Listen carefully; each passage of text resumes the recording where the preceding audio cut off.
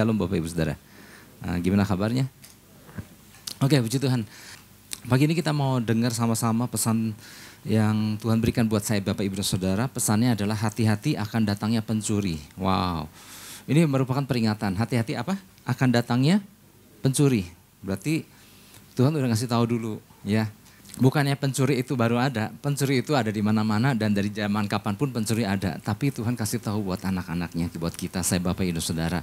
Hati-hati ada pencuri mau datang, berjaga-jaga, siap-siap ya. Artinya gini, yang dimaksud siap-siap adalah yuk bentengi diri kita dengan baik. Jadi bicara soal pencuri bukannya baru sekarang ada gitu ya. Tapi Tuhan lagi ngasih tahu ya. Melalui pesan ini Tuhan sedang mengatakan bahwa hati-hati ya. Ada pencurinya akan mendatangi. Ya. Oke, Tuhan mau kita berjaga-jaga, berawas-awas jangan sampai ke kecurian. Ya. Karena alangkah bodohnya, lagi-lagi alangkah bodoh ya. Minggu lalu kita pesannya jangan bodoh. Karena alangkah bodohnya kalau kita udah dikasih tahu, udah diperingati, kecurian juga gitu. Padahal sudah dikasih tahu, tapi saya percayalah kita bukan orang-orang yang bodoh yang dimaksud, tetapi orang-orang yang langsung menangkap bahwa wow hati-hati ya ada sesuatu yang mau datang. Oke Bapak Ibu Saudara, Yohanes 10 ayat 1. Saya mau ajak kita sama-sama baca satu ayat ini. Oke, sudah terpampang di depan. 1, 2, 3. Aku berkata kepadamu, sesungguhnya siapa yang masuk ke dalam kandang domba dengan tidak melalui pintu, tetapi dengan memanjat tembok, ia adalah seorang pencuri dan seorang perampok. Ya. 2 kali Tuhan menyatakan ini, hal yang sama. Wow, ada sesuatu. Meskipun kita nggak tahu bentuknya seperti apa, tetapi lewat ini, lewat pesan ini, lewat firman yang mendasari pesan Tuhan ini, kita akan tahu seperti apa kurang lebih bentuknya. Ya. Untuk memperjelas Bapak Ibu Saudara pembacaan Yohanes 10 ayat 1, lagi-lagi kalau kita perhatikan memang kalau di dalam bahasa Indonesia memang dimulai seperti awal kalimat aku berkata kepadamu. Tetapi sesungguhnya kalimat aku berkata kepadamu itu sebetulnya kalimat lanjutan. Aku menyatakan kebenaran kepadamu. Atas apa? Atas apa yang sebelumnya terjadi. Jadi mau gak mau kita perlu melihat pasal sebelumnya. Sebenarnya gini, pasal sebelumnya adalah tentang bagaimana Yesus bertemu dengan seorang yang buta sejak lahirnya ya kan. Yohanes pasal 9 adalah berbicara tentang mengisahkan tentang bagaimana Yesus ketemu dengan seorang yang buta. Ya, meskipun nggak dijelaskan dia adalah seorang pengemis, tetapi di dalam dialognya diketemukan didapati bahwa dia pengemis. Oke, si orang buta ini singkat cerita dicelikan oleh Yesus. Yesus meludah ke tanah, diaduk-aduknya tanahnya, lalu ditaruhnya si tanah yang udah ada ludahnya Yesus itu ke kedua belah matanya. Dan kemudian Yesus bilang, sekarang basuhlah dirimu ke kolam Siloam. Dan pergilah dia ke Siloam.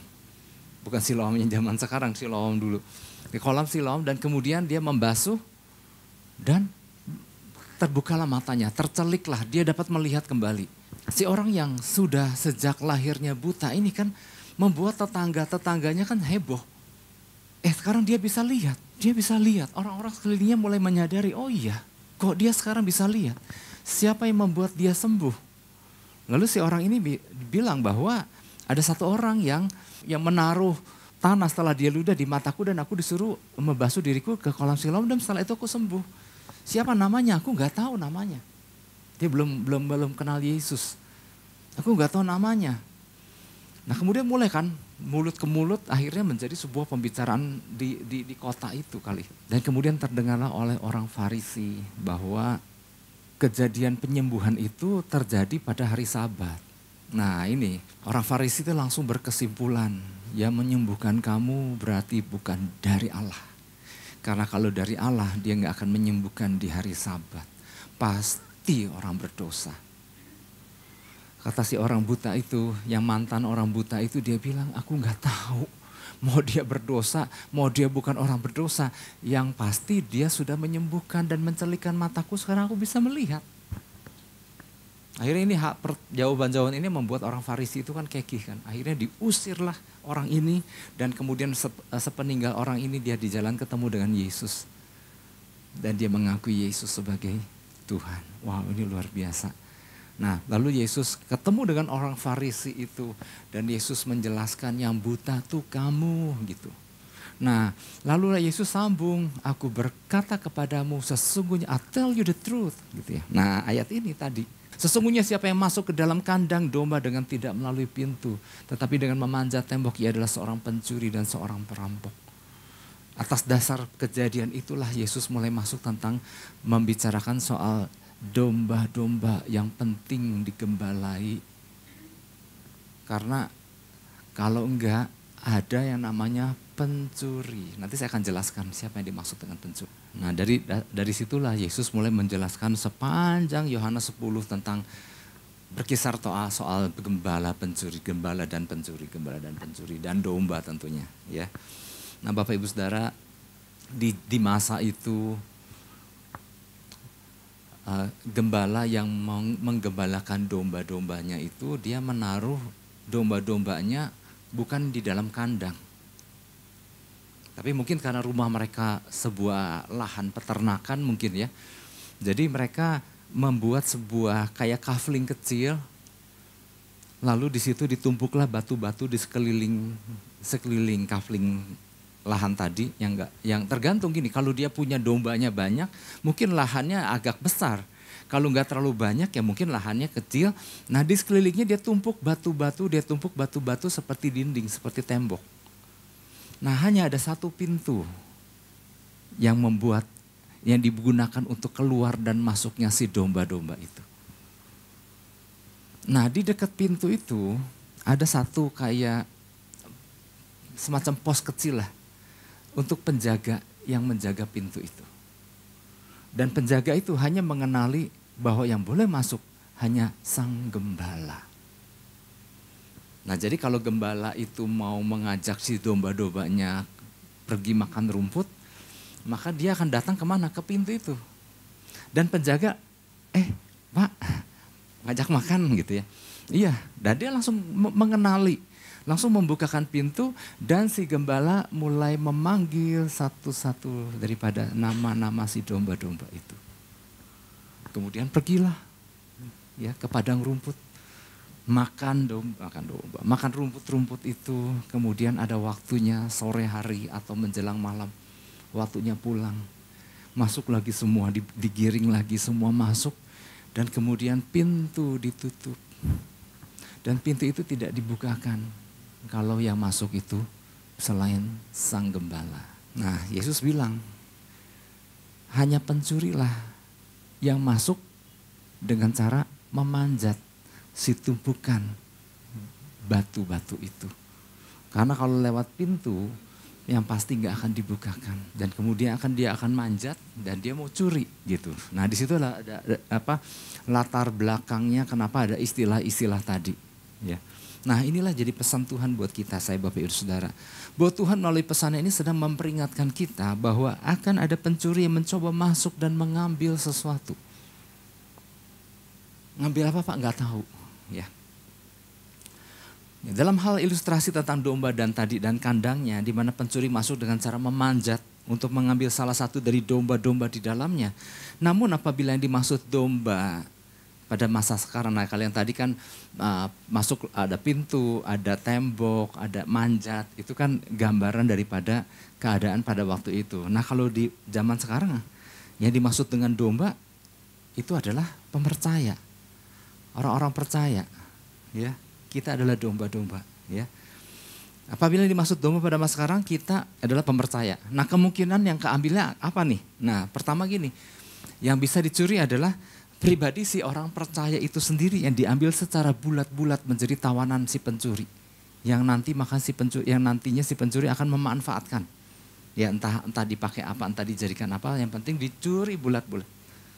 Atau kedua, ada bagian-bagian tertentu dari hidup si pemercaya yang dicuri. Makanya kan apanya yang dicuri nggak tahu. Tapi bisa aja ada bagian-bagian dari si pemercaya yang dicuri. Atau bisa aja si pemercayanya secara bulat-bulat diambil, dicuri. Bisa nggak? Bisa. Ya. Nah, adalah penting bagi kita apabila sudah diperingatkan Tuhan untuk berjaga-jaga sedemikian rupa untuk melindungi diri kita agar tidak ada bagian-bagian manapun atau keseluruhan yang dicuri, ya. Nah, pencuri yang dimaksud di sini bisa berupa sesama manusia yang mengaku-ngaku sebagai mungkin sebagai gembala, sebagai hamba Tuhan, ya. Dan bisa mengakui sebagai apapun. Dia bisa mengakui sebagai rasul, dia bisa mengakui dirinya sebagai nabi, sebagai penginjil, sebagai gembala, sebagai guru, ya, dan sebagainya. Nah, tapi otak di balik semuanya itu adalah si pencuri yang sesungguhnya, yaitu si iblis yang ada di Yohanes 10 ayat 10. Yang sering saya sampaikan kalau menyampaikan dua kerajaan. Ya, tapi hari ini saya kan nggak nyampaikan itu, tetapi kita tahu otak di balik semuanya itu adalah si pencuri yang sesungguhnya, si iblis. Artinya dia bisa pakai siapa aja. Nah, Tuhan kasih tahu hati-hati, ya. Nah, beberapa hal yang perlu kita pahami dengan baik berkaitan dengan pesan Tuhan ini, ya, agar kita benar-benar dapat melindungi diri kita dari sang pencuri yang berniat mengambil sesuatu dari hidup kita. Yang pertama adalah gini, tahu membedakan mana sosok yang asli, mana yang bukan. Kita harus bisa membedakan mana sosok yang asli, mana sosok yang bukan, ya. Sosok yang asli gembala dan bukan, ya. Tapi Bapak Ibu Saudara, kalau saya ngomong gembala, jangan langsung ditujukan kepada saya, bisa aja saya lagi bicara soal gembala agung kita, Yesus Kristus. Tetapi sang gembala agung juga bisa mempercayakan gembala yang bentuknya manusia juga untuk menjaga domba-domba Tuhan, domba-dombanya, ya. Jadi kita harus tangkap baik-baik. Oke, Yohanes 10 ayat 3. Ayat 3 di sini dikatakan, untuk dia penjaga membuka pintu dan domba-domba mendengarkan suaranya. Dan ia memanggil domba-dombanya masing-masing menurut namanya dan menuntunnya keluar. Menarik sekali, ya. Ya, kadang kita diperhadapkan dengan barang, ya Bapak Ibu Saudara. Barang itu ada yang asli, ada yang palsu. Kadang-kadang kita perlu kejelian juga, ya, untuk melihat apakah ini barang asli apa palsu. Ya. Meskipun asli tapi dibuat sedemikian rupa ternyata palsu. Makanya ada istilah asli tapi palsu, aspal. Tetapi seiring dengan kemajuan teknologi Bapak Ibu Saudara, yang namanya barang palsu itu bisa dibuat sedemikian rupa hingga sama dengan aslinya. Meskipun tetap, ya, ada bedanya. Meskipun secara casing, secara tampilan luar mungkin sama, tapi secara dalam tetap nggak bisa sama, ya.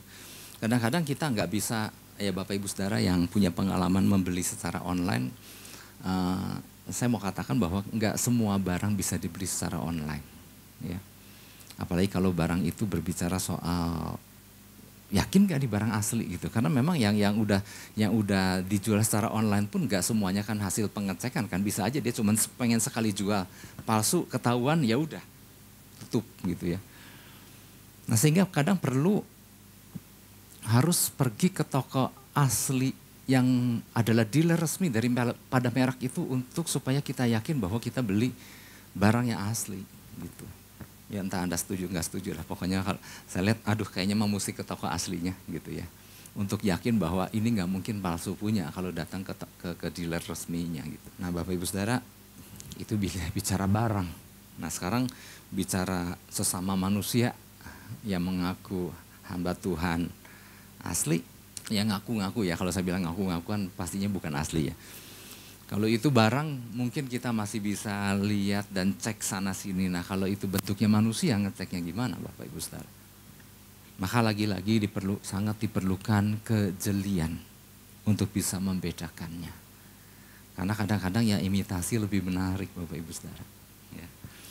Hanya bedanya kita nggak bisa pergi ke dealer resminya untuk mendapatkan yang asli. Cek dealer resminya, nggak ada dealer resminya. Sehingga dibutuhkan betul-betul kejelian. Ya, kejelian bukan cuma ini aja loh Bapak Ibu Saudara. Kalau bicara kejelian ya ini, ya ini, ya ini, ya ini, ya ini segala. Perlu ketajaman, ya. Nah, Yesus menggunakan perumpamaan ini pada waktu dia membandingkan dengan si orang-orang Farisi itu yang tadi saya ceritakan di pasal 9. Mereka seharusnya adalah gembala-gembala yang ditetapkan. Mereka adalah pengajar-pengajar sesungguhnya yang buat kaum Yahudi yang seharusnya menjaga, ya, kaum Yahudi itu. Tetapi ternyata kan mereka hanya pamer tampilan luar untuk kepentingan diri sendiri. Nah Yesus melihat, hati-hati, ada pencuri-pencuri itu gitu maksudnya. Ada gembala yang mengenal domba dan domba mengenal gembalanya. Tetapi ada pribadi-pribadi, nah itu mengacu kepada yang pasal 9 tadi. Ada pribadi-pribadi yang cuma kerjanya memanfaatkan orang. Memanfaatkan para domba-domba. Yang mengeksploitasi domba-domba. Yang mencuri sesuatu dari domba-domba. Yang tidak memberi makan dengan baik domba-domba. Nah jadi Yohanes 10 kita tahu bahwa Yesus lagi membandingkan dengan yang Farisi tadi, ya. Gembala yang asli, Yesus bilang kan akan masuk melalui pintu dan penjaga akan mengenali dan membukakan pintu baginya, lalu dia mulai memanggil nama domba-domba, ya. Sedangkan yang palsu tadi dia nggak tahu siapa ini domba-dombanya ini. Ya, yang dia tahu bagaimana cara memanfaatkan, bagaimana cara mengambil keuntungan, ya. Tapi tidak memberikan perlindungan, tapi nggak kasih pengajaran dan nggak ngasih teladan gitu ya. Nah jadi ini jelas beda dengan gembala yang dimaksud oleh Yesus di dalam Yohanes 10. Nah makanya Bapak Ibu Saudara, kalau kita ingat kisah Daud ya, waktu ada Goliat kan, waktu itu kan di medan pertempuran antara Filistin dan Israel kan. Lalu dari kubu Filistin muncullah raksasa yang bernama Goliat. Nah kemudian singkat cerita kan Daud tiba di sana karena ditugas membawa makanan buat kakak-kakaknya Daud yang ada di ketentaraan. Nah Daud kan gemes ini dengan Goliat ya, ini kok dia mempermalukan sekali barisan Israel, barisan Allah yang hidup. Lalu singkat cerita dia datang, dia menghadap Saul, ya entahkah Saul juga panggil dia, ini siapa sih anak ini? Dan Daud bilang, Tuanku biarkan aku yang menghadapi si Goliat itu. Lalu Saul bilang, aduh kamu mana bisa sih lawan Goliat? Dia adalah tentara yang terlatih sejak muda. Kamu kan anak kecil. Nah bagaimana Daud meyakinkan Saul, hambamu ini biasa menggembalakan kambing domba ayahnya. Di mana apabila ada singa atau beruang yang mengambil salah satu daripada dombanya, aku mengejar, aku menghajarnya, aku mencabut janggutnya. Kalau dia menyerang melawan aku hajar, aku bunuh dia. Saudara, dari perkataan ini, inilah yang dikatakan tugas gembala yang melindungi dombanya. Kalau ada yang coba menyergap, yang nyergap itu singa sama beruang loh, nggak kira-kira. Tapi Daud, ya seorang gembala, dia bilang nggak. Hambamu udah biasa menghadapi bahaya kayak begitu demi untuk mengeluarkan itu si domba yang ada di mulutnya si singa atau beruang. Ya. Jadi saya mau sampaikan gini, gembala yang dimaksud Yesus di situ adalah pada saat si dombanya ada yang nyuri, ada yang menggigit, ada yang menerkam, maka berbeda dengan gembala yang dimaksud dengan orang Farisi tadi yang biarin dah makan aja cuma satu ini. Nah kalau gembala yang benar dia akan kejar, dia akan keluarin itu dari mulut si singa atau beruang. Ya. Jadi bukti bahwa gembala yang benar nggak akan segan-segan untuk melindungi domba-dombanya. Ya. Nah yang diperlukan adalah kepekaan daripada domba-dombanya. Domba seringkali dikatakan bahwa domba itu binatang yang bodoh. Ya. Binatang yang lugu. Ya, lugu plus bodoh sebetulnya ya. Nah predikat orang percaya inilah kita, saya Bapak Ibu dan Saudara, yang Alkitab katakan bahwa kita ini yang disebut domba-domba ini adalah para pemercaya. Kenapa pakai domba, enggak pakai binatang yang lain yang lebih keren gitu? Enggak, karena memang sifat para pemercaya itu seringkali disamakan dengan domba yang lugu, tapi bukan cuma lugu, bodoh. Ya, maka si domba itu mesti pinter, ya. Nah, domba itu dikatakan sebagai binatang yang lugu dan bodoh. Nah, banyak cerita-cerita tentang kebodohan domba. Ini kan salah seorang gembala domba beneran ya, domba binatang. Nah, di dalam salah satu ceritanya nih, ini cerita beneran ya, mereka yang biasa menggembalakan di Timur Tengah sana, dia bilang betapa bodohnya si domba itu ketika dikencarin di padang rumput hijau. Nah, kemudian mereka kan asik kan makan rumput gitu ya. Rumput yang segar, dia makan. Nah kalau rumput segar itu dimakan lama-lama rumputnya habis nggak? habis ya. Nah waktu rumputnya habis, harusnya apa Bapak Ibu Saudara? Ini tentang domba kan, jadi saya nanya sama domba. Kalau rumputnya habis, terus kemana tuh? Kalau rumput hijaunya habis, mestinya kan geser kan? Gitu kan maksudnya. Tapi enggak loh, ternyata domba itu, ternyata kata si gembala domba beneran, dia akan terus makanin. Sampai mulutnya penuh tanah. Sampai si gembala pakai tongkatnya atau apa, geser. Nah begitu geser, ketemu rumput hijau lagi, dia makan lagi. Gitu. Jadi gembala tuh nggak cuma nongkrong ngobrol di sana, tapi dia kadang-kadang perhatiin nih, udah mulai habis nih, yuk pindah geser dikit. Dia makan lagi teruskan. Nah kalau lupa geser, dia akan terus makan itu yang ada di depan mulutnya itu sampai belepotan tanah. Karena apa? Dia makan terus gitu. Jangan-jangan ini masih rumput, cuman warnanya hitam, kan bodoh. Nah jadi ternyata gini, si domba ini ternyata perlu diarahkan. Domba itu kalau nggak diarahkan dia terlalu lugu. Makanya perlu ada yang namanya si tukang ngangonnya gitu, si tukang gembalanya itu. Nah itulah yang dikatakan, seperti itulah sebetulnya si domba-domba itu ya. Jadi perlu gembala yang harus mengarahkan si domba-dombanya itu ke bagian yang lain. Nah ini rumputnya segar lagi nih ya. Makanya di Alkitab kan Tuhan sebutkan orang-orang percaya dengan sebutan domba-domba. Karena gini, seringkali memang orang percaya kan kalau nggak diarahkan jadi bodoh ya. Kalau nggak dididik jadi bodoh, kalau nggak dimuridkan jadi bodoh ya. Nah itulah sebabnya diperlukan juga yang namanya gembala ya. Nah jadi memang perlu ada orang yang benar-benar mengarahkan binatang jenis domba ini ya. Perlu ada yang memperhatikan. Nah saya mau cerita kebodohan domba lagi, kayaknya seru juga cerita kebodohan ini. Nah si domba ini kan berbulu domba. Iyalah. Si domba ini kan berbulu lebat maksudnya.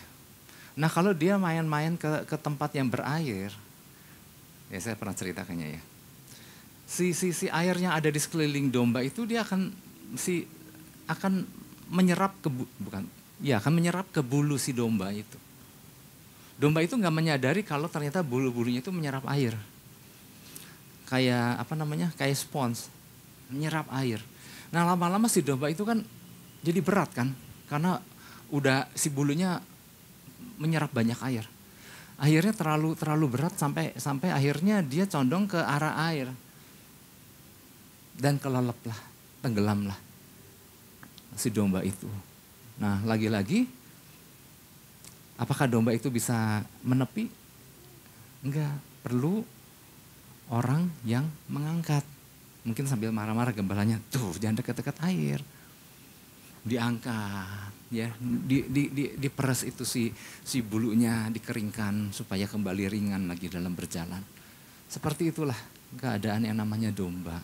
Ya, dia artinya membutuhkan ada orang yang memperhatikannya gitu ya. Jadi bukti juga bahwa domba itu bukan binatang yang sigap. Kalau udah jelas ada air dia kayaknya lambat bergerak gitu ya. Makanya Bapak Ibu Saudara, Yesus itu kalau di perjanjian baru kalau kita lihat ya. Waktu dia berjalan bersama murid-muridnya kemana kan selalu ada orang yang berbondong-bondong mengikutinya. Ya, beberapa ayat mengatakan bahwa Yesus seringkali ngelihat orang banyak ini hatinya berbelas kasihan. Yesus juga punya kepentingan, ingin punya waktu menyendiri bersama murid-muridnya gitu ya. Tetapi seringkali waktu-waktu yang akan dia gunakan itu menjadi batal ketika dia melihat ada orang berbondong-bondong mengikutinya.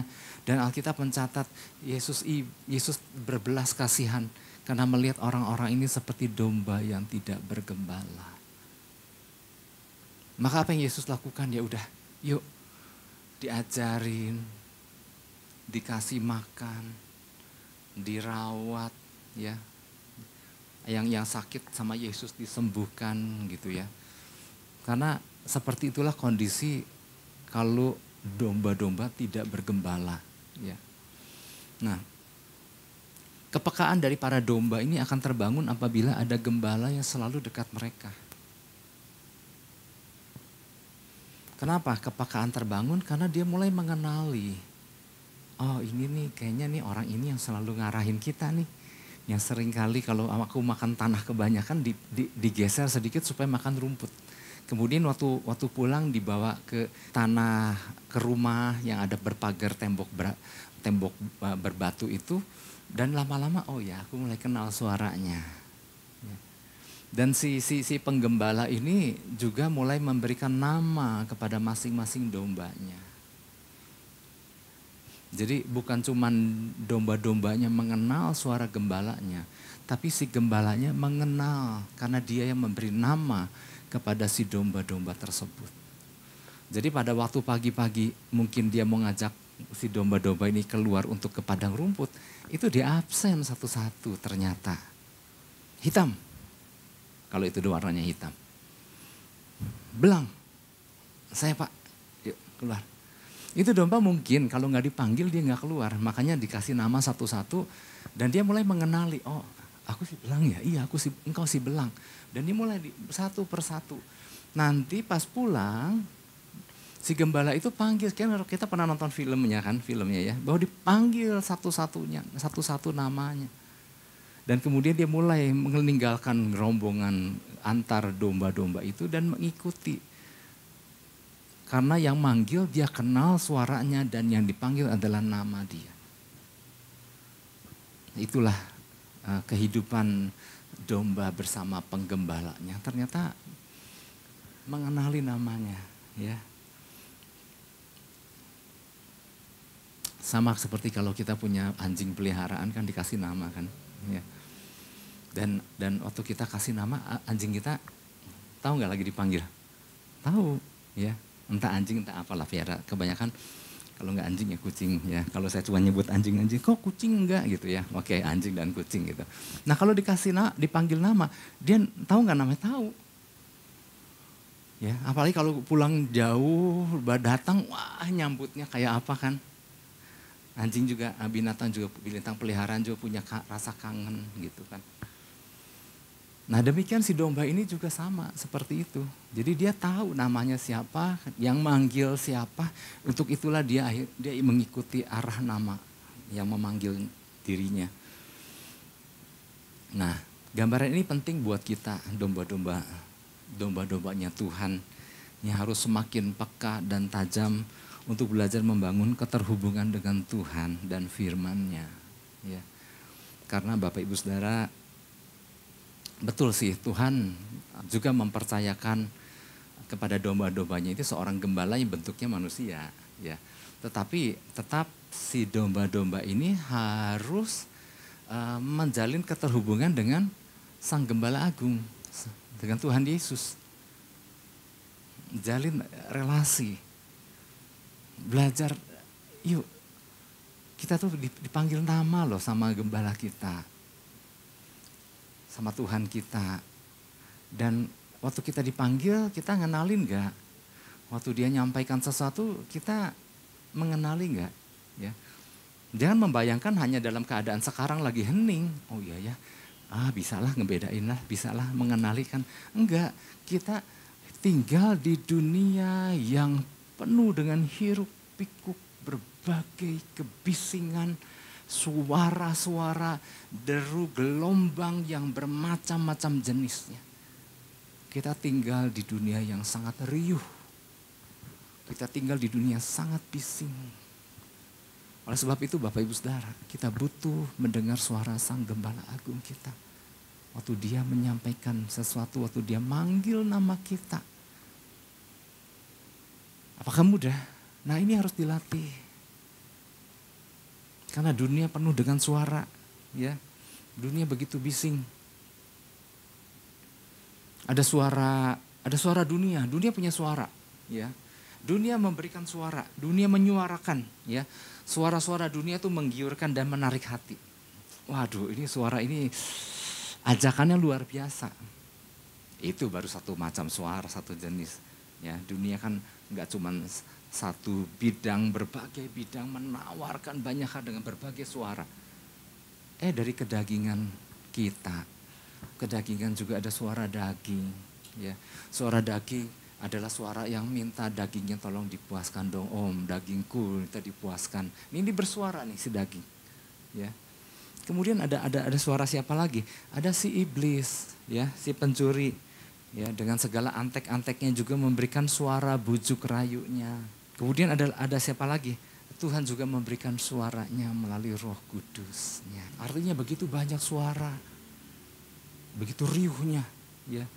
Nah, apabila si orang percaya tidak terbiasa membangun relasi dan memiliki pengalaman pribadi dengan Tuhan, sulit untuk mendengar suara Tuhan di tengah kebisingan dunia. Si domba ini perlu apa? Seperti tadi si domba binatang tadi kan. Dia mengenali nih suara si gembalanya. Dia panggil satu persatu tiap hari. Dan dia begitu dipanggil, oh, aku itu. Dia berdiri dan dia mengikuti. Nah, kita dengan gembala agung kita perlu pertajam. Karena gini, bukannya Tuhan Tuhan makanya nggak bicara sama aku, enggak. Tuhan mah bicara terus, kitanya, pihak manusianya, pihak orang percayanya yang nggak mendengar. Nah, bagian kita adalah bangun supaya kita mengenali di tengah riuhnya suara, kita masih bisa melihat. Ingat nggak? Saya pernah menceritakan tentang kisah Petrus kan. Lagi di tengah ombak, di tengah deru, Petrus bersama rekan-rekan murid yang lain yang ada di dalam perahu, yang lagi diterpa angin dan badai. Waktu itu kan Yesus berjalan di atas air kan. Dan Yesus berkata, jangan takut, ini aku. Ya, dan kita tahu, saya nggak perlu menjelaskan lagi kata ini aku, ego eimi itu. Nah, begitu Petrus mendengar, itu Yesus, ternyata itu gurunya berjalan di atas air. Lalu Petrus berkata, jika itu engkau, suruh aku datang mendekat kepadamu. Suruh aku mendekat kepadamu. Suruh aku datang kepadamu. Artinya apa? Petrus minta suruh. Artinya yuk guru ngomong. Guru bicara, suruh aku. Ini gelombang lagi. Wow, angin itu belum reda. Gelombang, badai itu belum reda. Ya, karena murid-murid yang lain itu masih di dalam, semua masih dalam perahu, masih sibuk, ada yang ngeluarin air dari dalam perahu dan lain. Begitu riuh. Tapi di tengah keriuhan itu, Petrus berkata, jika itu engkau suruh aku datang mendekat kepada. Kemudian ada suara di ujung sana berkata, datanglah. Begitu dia mendengar ada kata datanglah. Kita sering berdoa, Tuhan sepatah kata saja cukup. Ada kata datanglah, maka dia langsung keluar dari perahu dan berjalan. Apa yang terjadi? Gak pernah ada manusia biasa yang bisa berjalan di atas air. Dan itu diawali ketika dia mendengar suara dari Yesus yang berkata, datanglah. Di tengah riuhnya badai, di tengah riuhnya suara gelombang, bermacam-macam gelombang. Petrus mendengar kata datanglah. Nah, kata itu yang kita butuhkan dalam kehidupan kita. Tapi kan Pak, banyak yang ngomong datanglah, datanglah, datanglah. Nah, kenali suara yang aslinya.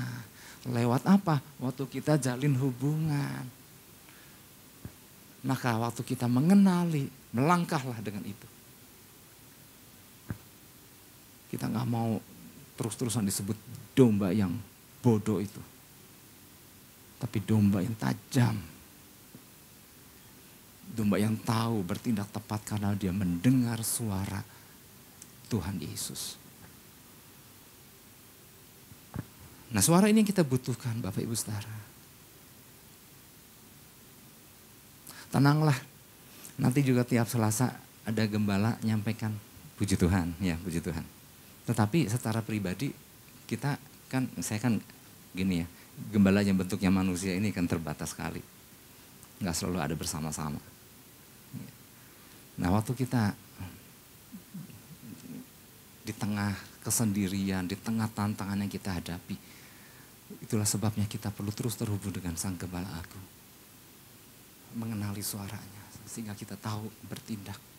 Nggak usah butuh, Tuhan ceritakanlah sesuatu, enggak. Cukup sepatah kata saja. Buat Petrus untuk bisa jalan di atas air. Nah, ini luar biasa. Jadi yang pertama, tahu membedakan mana sosoknya asli. Atau bisa diganti mana suaranya asli. Tapi di sini dikata mana sosoknya asli. Dan mana yang bukan. Dunia terlalu penuh dengan hiruk pikuk.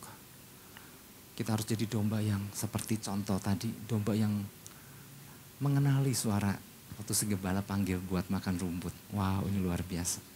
Yang kedua, tahu tempat tinggalnya, lalu diam dengan aman. Ya, beberapa hal yang perlu kita pahami dengan baik berkaitan dengan pesan ini agar benar-benar kita dapat melindungi diri kita dari sang pencuri yang berniat mengambil sesuatu. Yang pertama kan tahu membedakannya, sosok yang asli dan bukan. Yang kedua, tahu tempat tinggalnya, lalu diam dengan aman. Bersyukurlah Bapak Ibu Saudara kalau tahu tempat tinggalnya dan diam dengan aman. Ya, karena seperti tadi disampaikan kan, ada waktu selesai makan rumput kan digiring masuk ke lahan rumahnya, lahan bukan kandang ya, lahan tempat tinggalnya, masuk beriring-iringan lagi. Lalu kemudian ada yang nutup pintu, zrek. Dan kemudian ada yang jaga di situ. Tapi ternyata gini, di dalam kenyataannya, nggak semua domba punya rumahnya. Nah, nanti saya akan jelaskan yang nggak punya rumah tuh kayak gimana. Apakah yang otomatis ada di dalam udah pasti itu rumahnya? Kadang-kadang belum tentu juga. Yohanes 10 ayat 5 bilang begini, tetapi seorang asing pasti tidak mereka ikuti. Malah mereka lari daripadanya karena suara orang-orang asing tidak mereka kenal. Si domba yang lugu dan bodoh pintar ternyata. Karena tetapi orang asing pasti tidak mereka ikuti. Ketidakpekaan orang percaya akhirnya membuat ia menangkap suara-suara lain kan. Ya. Dan kemudian mengikuti suara itu. Ingat, domba itu binatang yang bodoh. Tapi ia masih bisa mengenali suara gembalanya. Ya kan, tadi saya sampaikan kan. Sebodoh-bodohnya domba, kalau itu suara orang asing, dia nggak ikuti. Tapi sebodoh-bodohnya domba yang berupa manusia orang percaya, dia ngikuti suara orang asing. Dan terpesona dengan hal-hal yang si orang asing itu miliki. Jadi masih kalah pintar dengan yang namanya domba binatang. Jadi domba adalah binatang bodoh, tapi ia masih bisa mengenali suara gembalanya. Tapi orang percaya yang bodoh adalah orang yang mendengar segala suara dan menganggapnya itu sebagai suara Tuhan. Hati-hati, tadi saya sudah bilang, begitu banyak suara. Nggak semua itu suara Tuhan. Perlu relationship yang harus kita bangun untuk bisa mengenali. Nggak semua suara, ini suara Tuhan. Karena gini, karena hati kepingin. Kalau hati udah kepingin, maka dengar suara apa aja dibilang, nah ini suara Tuhan. Maka itu mah hati-hati nih dengan si hati ini juga ya. Inilah yang disebut bagaimana si pencuri itu mencurinya. Ya. Kata pencuri di dalam Yohanes 10 ayat 1, di situ ada kata pencuri kan. Pencuri itu di dalam bahasa aslinya kleptes. Ya kalau kita pernah mendengar kata kleptomania mungkin ya, jangan-jangan ada akar kata yang berasal dari sini ya. Tetapi pencuri itu disebutnya kleptes. Kleptes adalah gini, adalah false teachers. Ternyata salah satu arti kleptes itu adalah false teachers. Artinya guru-guru palsu. Ya, di dalam penjelasannya ternyata guru palsu, para pencuri yang adalah guru palsu ini adalah guru-guru palsu yang tidak peduli di dalam mengajarkan orang-orang, tapi yang pasti dia akan menyelewengkan orang-orang demi kepentingan diri mereka. Guru palsu ini gak akan mengajarkan sesuatu yang membuat si orang-orang, si domba-domba itu menjadi pintar. Tapi dia akan mengabuse, dia akan menyimpangkannya, menyiksanya demi untuk kepentingan dirinya. Nah di situ Yesus sudah bilang hati-hati, ada orang-orang yang model kayak begitu yang namanya kleptes yang disebut pencuri. Nah orang percaya itu lalu jangan sampai mendengarkan suara yang salah lalu mengikuti suara yang salah tersebut tanpa tahu kemana ia sedang berjalan. Padahal dia sedang lagi disiksa atau di-abuse tadi. Ya. Dimanfaatkan. Itulah sebabnya makanya si domba itu nggak boleh terus-terusnya. Lugu boleh ya, makanya kan Yesus pernah bilang tulus seperti merpati tapi harus cerdik seperti ular. Juga iya, bukan jadi harus licik ya. Kadang-kadang kan orang kalau udah licik kan pakai ayat itu juga. Kan diajarin harus jadi kayak ular, Pak. Harus juga orai katanya. Enggak, bukan maksudnya bukan jadi konotasi yang licik seperti itu, tetapi harus harus punya kecerdikan, ya. Nah, domba yang tidak terbiasa digembalai akan mudah terpesona dengan berbagai hal. Wah, hati-hati makanya, ya. Ada beberapa prinsip yang harus kita pahami, ya. Seorang gembala yang benar Dia akan menuntun umat Tuhan untuk mengenal Tuhannya, untuk membimbingnya supaya mengalami Tuhan secara pribadi.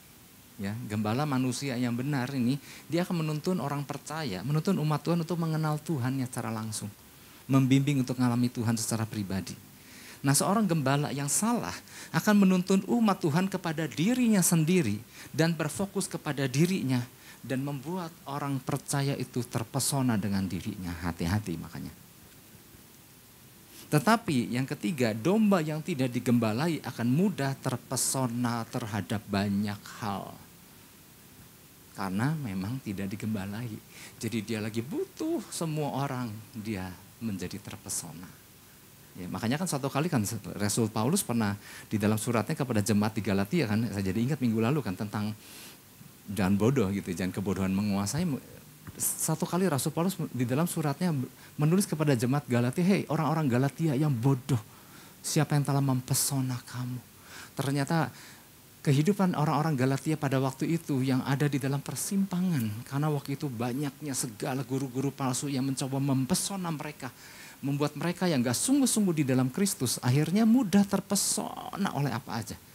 Padahal dikatakan padahal Kristus sudah jelas-jelas tergambar di depan matamu. Tetapi karena orang-orang ini nggak menanamkan dirinya dengan benar, maka ketika seseorang nggak menanamkan dirinya dengan benar, semua apapun akan mempesona diri. Dan mereka lupa dengan apa yang telah ditanamkan sebelumnya di dalam diri mereka. Hari-hari ini ternyata gini Bapak Ibu Saudara. Bukan hanya jemaat-jemaat, bukan hanya orang-orang percaya biasa aja. Tapi banyak hamba-hamba Tuhan. Dengan sederet nama di depannya, entah KPDP, PDM, PDT. Dengan segala ujung-ujungnya, nama-nama tambahan-tambahan title lainnya. Banyak yang tidak digembalai dengan benar. Nah, ternyata ada banyak orang kan cuma begitu mudah nempelin nama PDT tanpa kejelasan siapa yang ngasih itu. Nah artinya banyak yang gak ngerti tentang prinsip covering. Ya. Mereka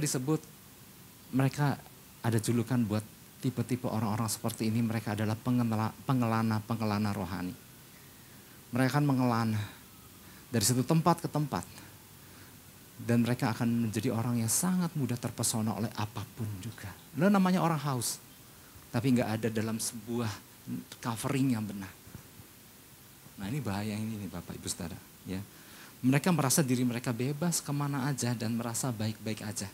Mereka tidak tahu bahwa mereka punya hidup yang sangat rentan. Ya.